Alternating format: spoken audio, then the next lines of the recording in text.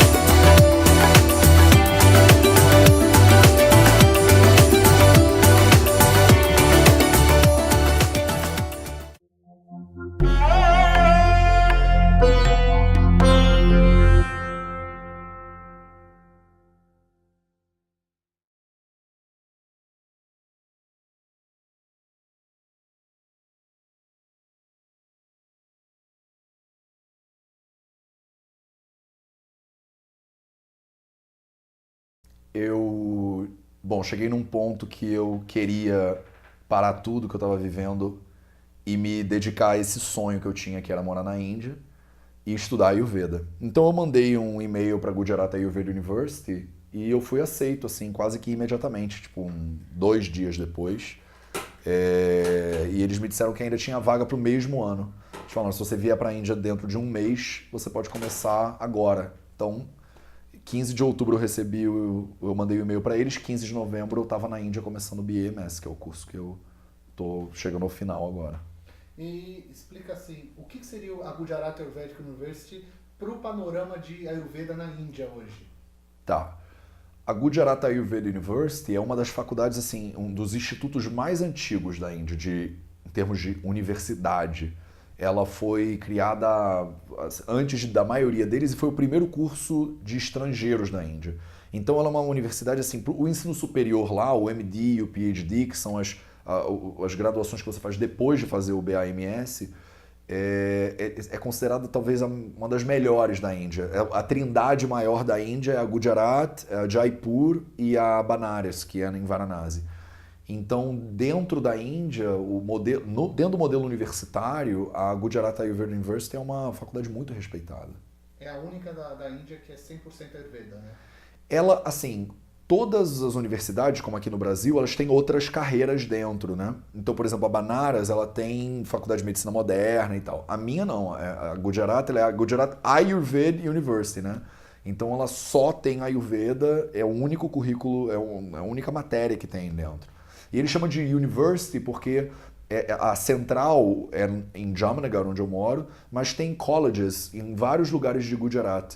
Então você pode estudar na Gujarat Ayurveda University em várias cidadezinhas. E a matriz, que eles chamam de University a matriz, e de colleges as pequenininhas. Então tem onde eu estudo é a matriz e tem outras pequenininhas em outras cidades de Gujarat, que é o estado, né? Ser o primeiro brasileiro a se formar na faculdade. Eu não tenho a menor ideia. É. Eu já ouvi falarem isso, mas eu não sei, eu não tenho Só comprovação. tem um brasileiro que acho que tentou fazer e não É, conseguiu, né? quando eu cheguei lá na Gujarat, me falaram que tinha um brasileiro que eu quase conheci, mas parece que ele fez o primeiro ano e depois do primeiro ano ele saiu fora. Então, eu sei que tem uma portuguesa, né, que se Isso. formou, e eu sei que agora parece que tem uma brasileira também, Pune.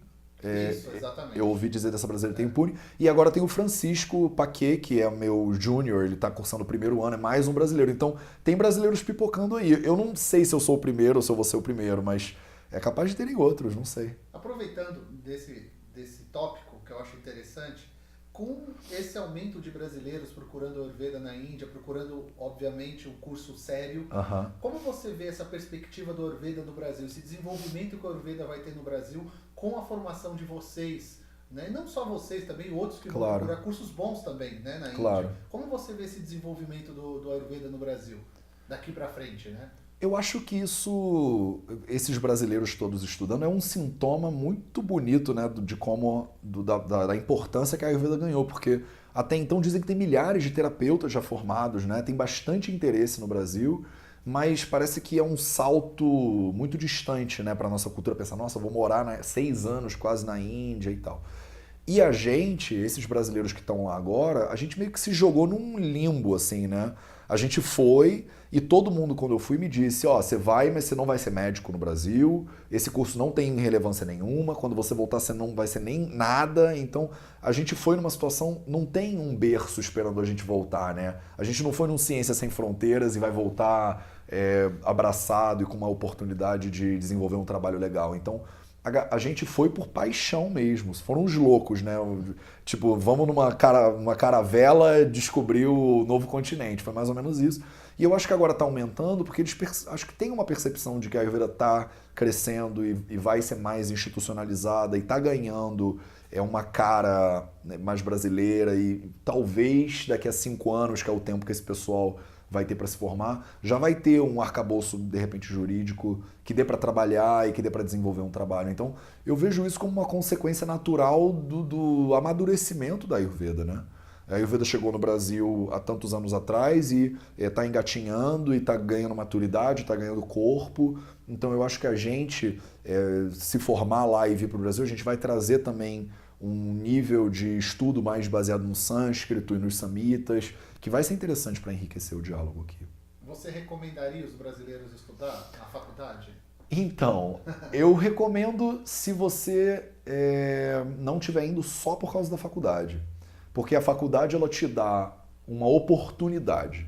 E a oportunidade não é só de ganhar um diploma, porque como todo mundo me avisou, o diploma não vale para nada, né? Então, a não ser que você queira ser médico na Índia, você quer acabar a faculdade de morar na Índia e viver na Índia. Mas se você quer voltar para o Brasil, o diploma ele não é o mais importante. O mais importante é o nível de conhecimento que você tem. E a faculdade é uma faculdade de 5 anos e meio, 6 anos, então ela é muito curta, na verdade. Não é suficiente. Por mais que a gente more lá, estude todo dia, seja intensivo, hospital e tudo, 6 anos não formam um Vaidya, não formam um médico. É um conhecimento muito vasto. E a gente tem essa humildade, assim, essa noção de que 6 anos não é suficiente.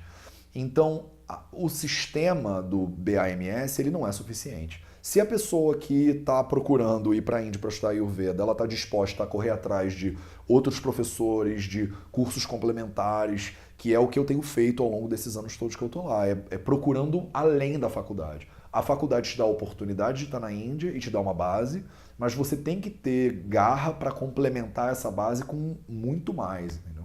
É difícil? É difícil. É muito difícil. O que é mais difícil para você? O que você sentiu de dificuldade mesmo? O mais difícil para mim foi chegar na Índia e achar que o curso do BAMS era suficiente e aceitar que não é.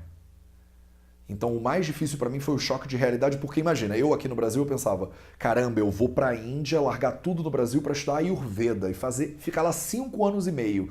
O desafio era ir para a Índia e fazer uma faculdade de 5 anos e meio. Eu cheguei na Índia e eu entendi, esse não é o desafio, essa é a parte fácil. Fazer o curso de 5 anos e meio é a moleza. O difícil é, onde é que eu vou achar a Ayurveda que eu vim buscar?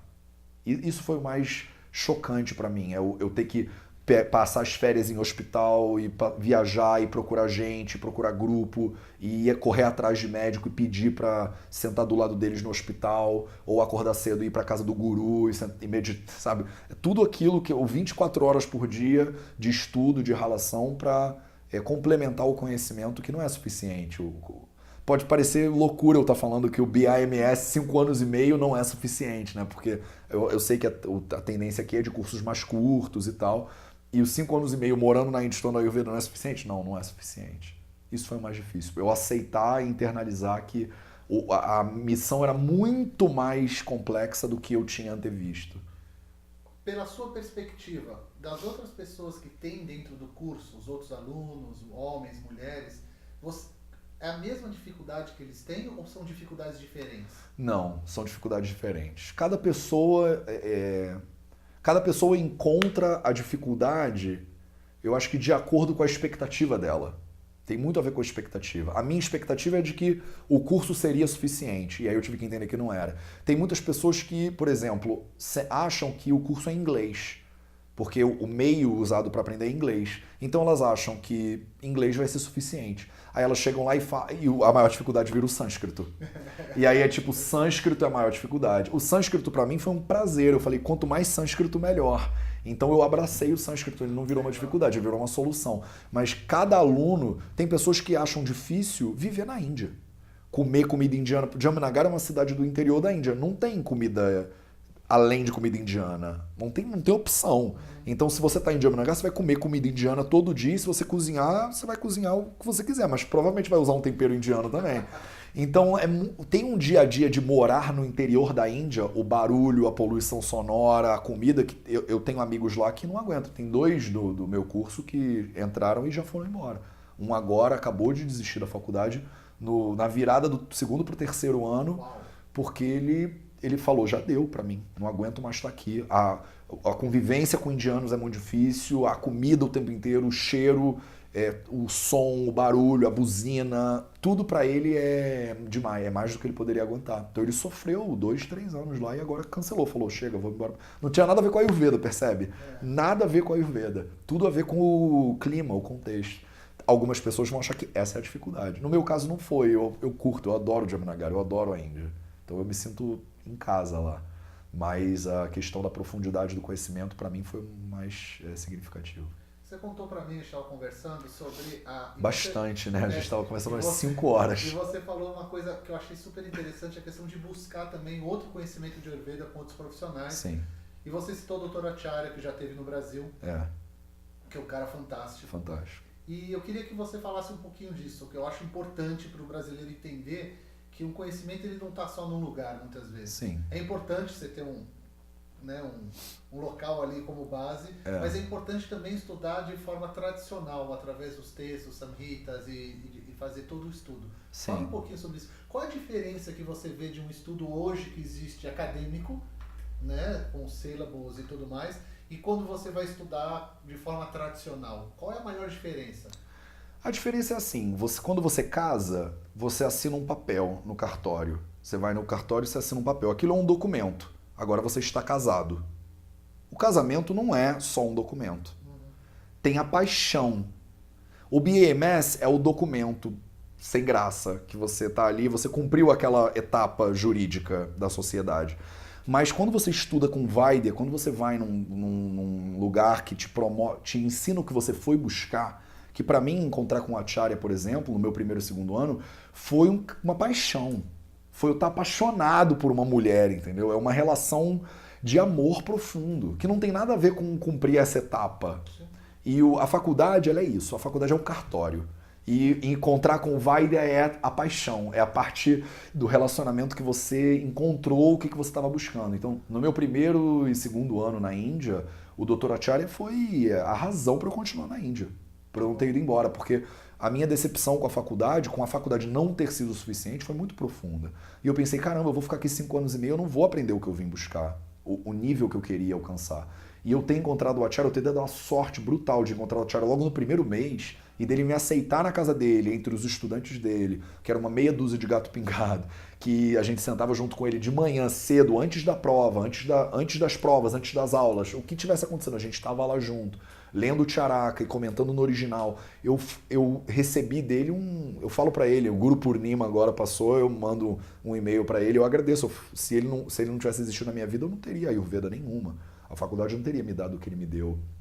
Como foi do 2º ano pro 3º, eu ter encontrado a Ayurveda Academy em Bangalore. E eles pegaram o que o Acharya já me deu, que foi uma paixão, e eles levaram para um nível extrasensorial, de falar, caramba, a Ayurveda pode ser tudo isso. Eu tenho a oportunidade de navegar nesse, sabe? É como se eu estivesse nadando numa piscina de condomínio, e aí eles falaram assim, então, tem um oceano ali do lado, quer dar um mergulho? Eu falo, caraca, tem isso tudo aqui? O mar é água, tem isso tudo? Então, o guru, o professor, o que você busca fora da faculdade, eles são essa abertura de compreensão, essa abertura de coração mesmo, essa paixão, amor. Se você está indo estudar Ayurveda na Índia, você tem que estar apaixonado.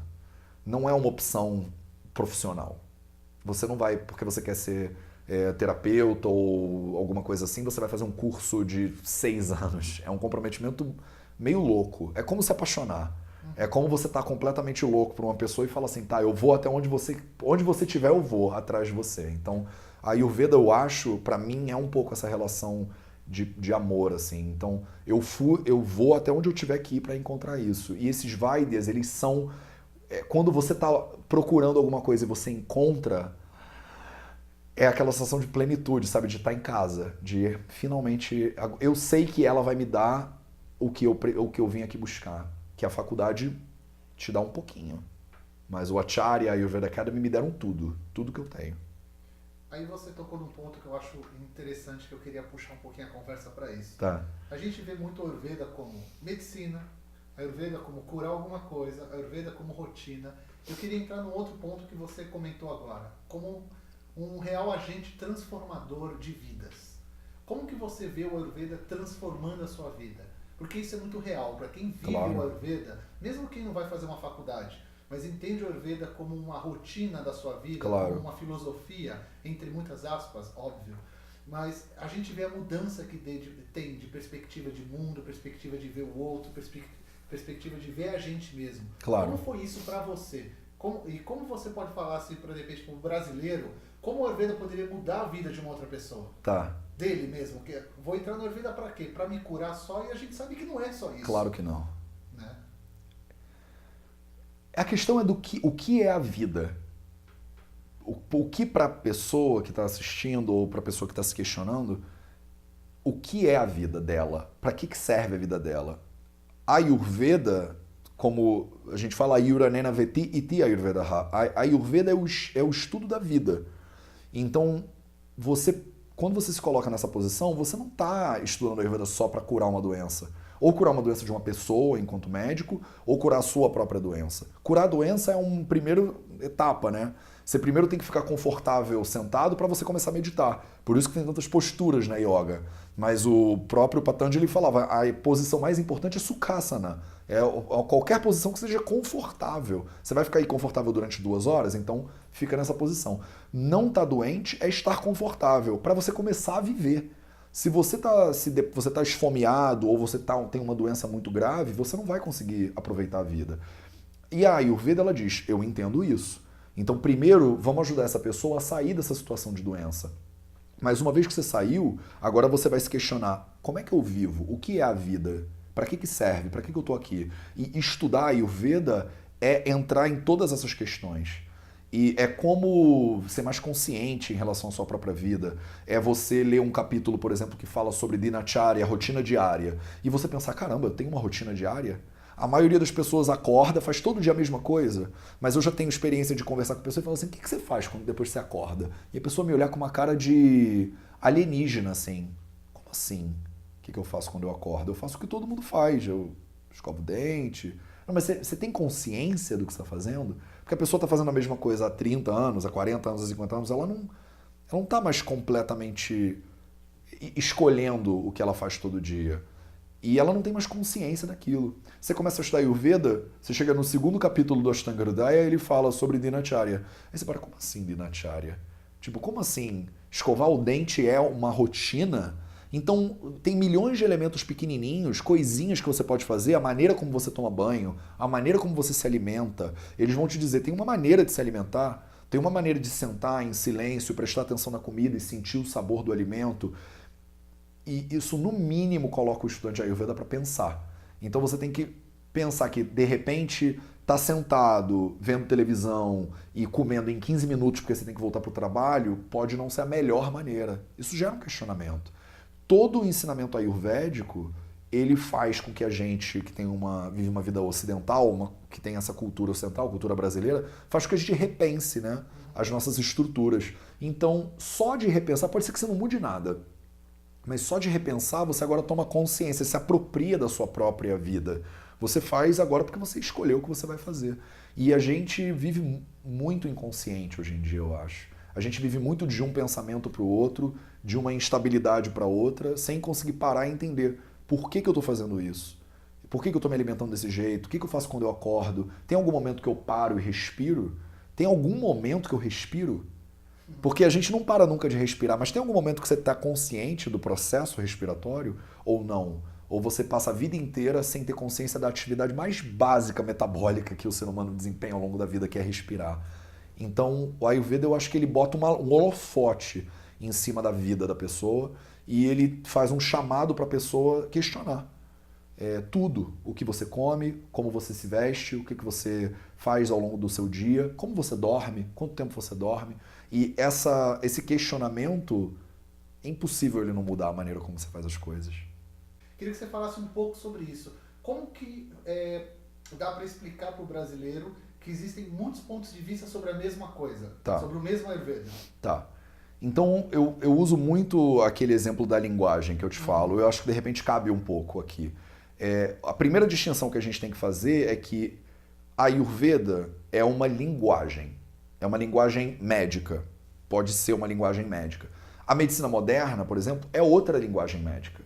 Não dá para fazer uma ponte perfeita entre as duas. Se você quiser falar o português, você vai aprender português. E depois você decide que você quer aprender alemão, você vai morar na Alemanha, vai fazer um curso no Goethe, sei lá, e vai aprender alemão. Agora você fala português e você fala alemão. Muito bem, não tem problema. Você não pode falar uma palavra em português e uma alemão, uma português e uma alemão, uma português e uma alemão. Senão ninguém vai te entender. Nem alemão vai te entender, nem brasileiro vai te entender. Então você fala perfeitamente, fluentemente Ayurveda, maravilha. Se a mesma pessoa consegue falar fluentemente também a medicina moderna, o alemão, maravilha, sem problema nenhum. Agora, misturar as duas começa a gerar alguns problemas de compreensão de linguagem. E tentar explicar uma linguagem pela outra, às vezes é impossível. Tem palavras em português, tem verbos em português que são intraduzíveis e que denotam uma necessidade que a nossa sociedade teve de se expressar. Você quer ver um negócio que me falaram que é muito bonito? Me falaram que a palavra cafuné não existe em outro lugar. E uma amiga minha me falou, uma gringa me falou, é muito lindo porque o brasileiro é um povo que é tão carinhoso e tão próximo e tem uma atividade de fazer carinho no outro que é tão corriqueira que chegou num ponto linguístico de desenvolver uma palavra para explicar essa atividade.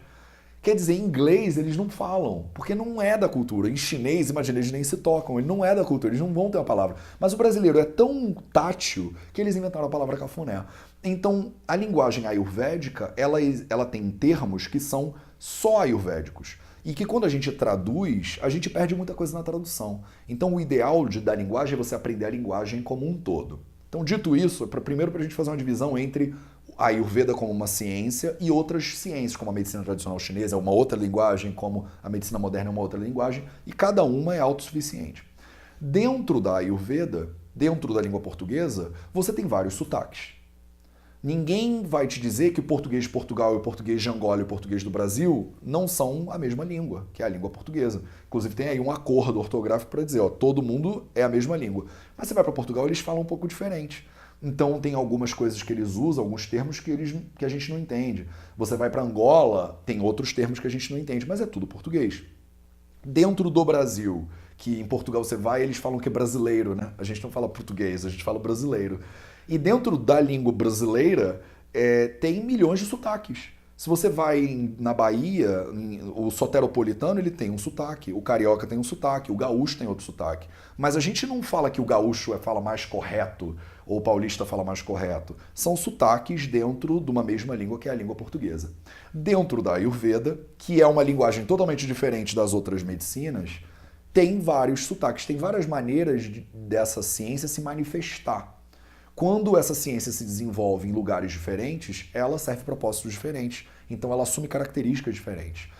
Eu gosto de usar esse analogia do sotaque para falar que, por exemplo, dentro do guarda-chuva que a gente chama de Ayurveda, da língua que a gente chama de Ayurveda, tem um sotaque que a gente chama de Ayurveda baseada em Samhita, que é isso que eu estudo. É o meu sotaque. Eu sou carioca, eu falo com um sotaque bem claro carioca. Então, eu estudo Ayurveda baseado nos Samhitas. Tem um outro sotaque, por exemplo, que a gente pode falar de Nadi Pariksha.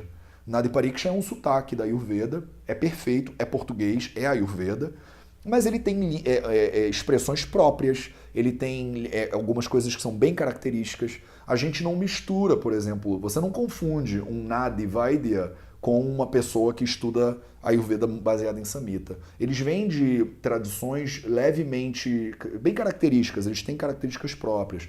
Então, se você vai numa pessoa que faz Jyotish é outra A astrologia médica, por exemplo, é outro sotaque da Ayurveda. É uma manifestação legítima da Ayurveda, completa da Ayurveda. Uma pessoa que estuda Jyotish talvez não saiba os Samhitas.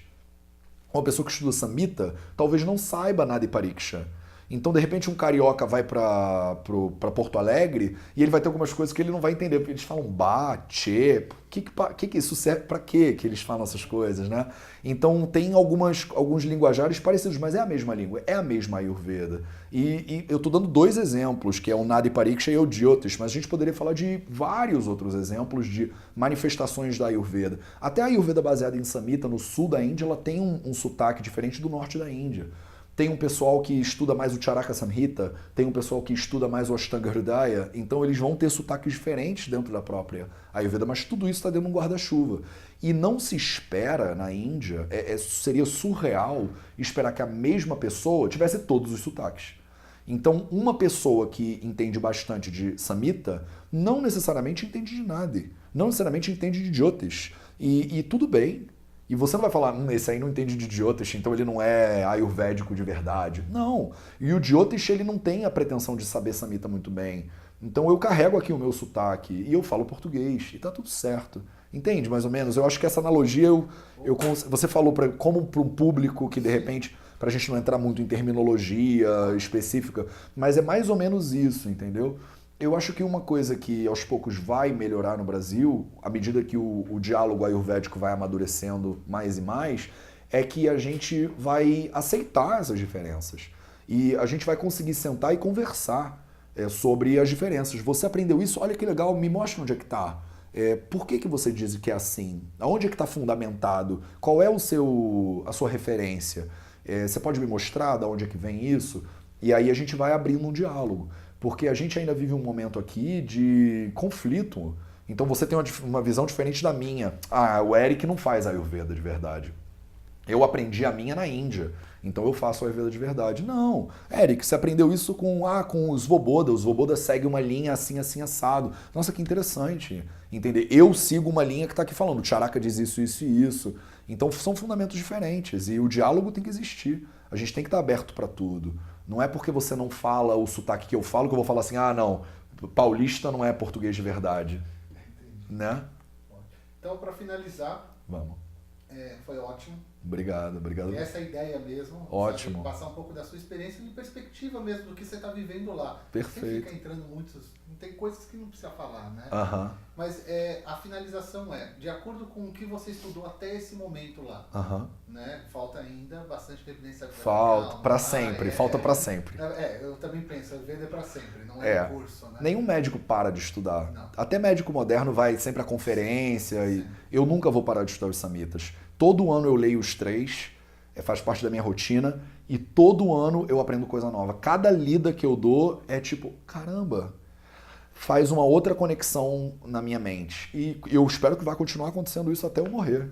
Então esse seria uma dica para os brasileiros? Estudar mais os Samhitas, ou você tem mais coisa que você gostaria de recomendar para os brasileiros que estão ou estudando, ou conhecendo Ayurveda, ou querendo conhecer Ayurveda? O que você deixa, se de repente, qualquer coisa, o que você deixa para o brasileiro, em geral, hoje? Eu acho assim, você quer estudar Ayurveda? Primeira pergunta que você tem que se fazer, e que não é uma pergunta mental, é uma pergunta para o seu coração, é como tá apaixonado. Você ama? Você tá apaixonado por isso? É uma coisa que toca alguma coisa dentro de você profundamente? Ou você está fazendo isso só por uma profissão?